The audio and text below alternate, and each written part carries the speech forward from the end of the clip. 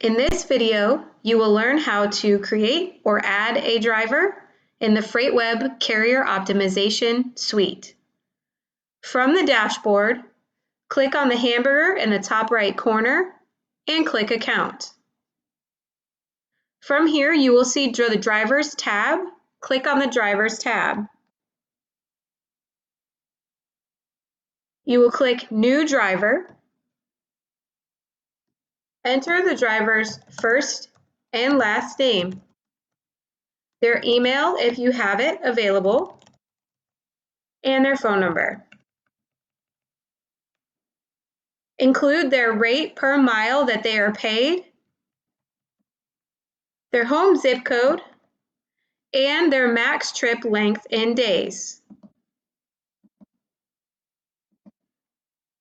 Then click Submit. You will now see the driver that has just been created.